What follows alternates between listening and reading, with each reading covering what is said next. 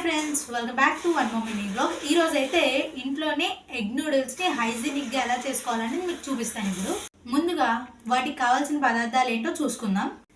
Cabbage, onion, carrot, coriander and ఈ 3 sauces: soya sauce, green chilli, vinegar and egg. కాకపోతే నేను ఆ clip add చేయడం మర్చిపోయా, ఎగ్ పగలు కొట్టేశాను మర్చిపోయి. బీక్ చేసుకో. ఇదండి. Last but not least, noodles. ఇంకా లేట్ చేయకుండా మన నూడిల్స్ని ప్రిపేర్ చేసుకుందాం. Let's go. ముందుగా స్టవ్ ఆన్ చేసుకొని ఒక ప్యాన్ పెట్టుకొని దాంట్లో సరిపడా ఆయిల్ పోసుకోండి. ఆయిల్ హీట్ ఎక్కిన తర్వాత ఎగ్ని యాడ్ చేసేసుకోండి. ఇలాగా చక్కగా కలుపుకోవాలన్నమాట. ఇలా మంచిగా కలర్ వచ్చేలాగా ఫ్రై చేసుకోండి. క్యాబేజ్ వేసుకోండి, ఆనియన్, క్యారెట్ తర్వాత ఒకటి వేసిన తర్వాత అలా కలుపుకోండి. ఇలా మంచిగా ఫ్రై అయిన దాంట్లో నూడిల్స్ని యాడ్ చేసుకోండి.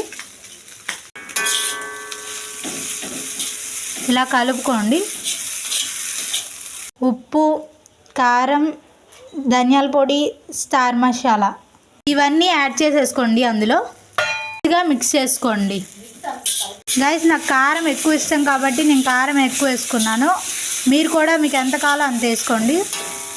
కొంచెం వెనిగర్, సాస్ అండ్ అలాగే సోయా సాస్ యాడ్ చేసుకొని కొంచెం మిక్స్ చేసేయండి.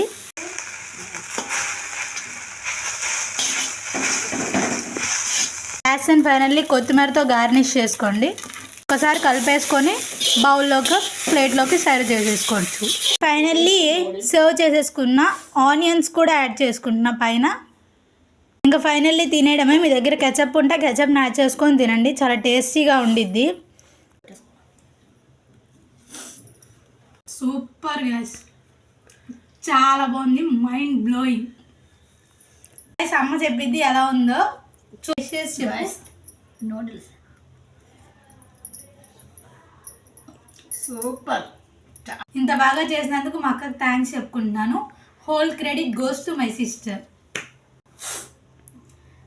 గైస్, వీడియోని చూసిన వాళ్ళు ప్రతి ఒక్కరు లైక్ చేసి షేర్ చేయండి అండ్ అలాగే నా ఛానల్ని సబ్స్క్రైబ్ చేసుకోండి.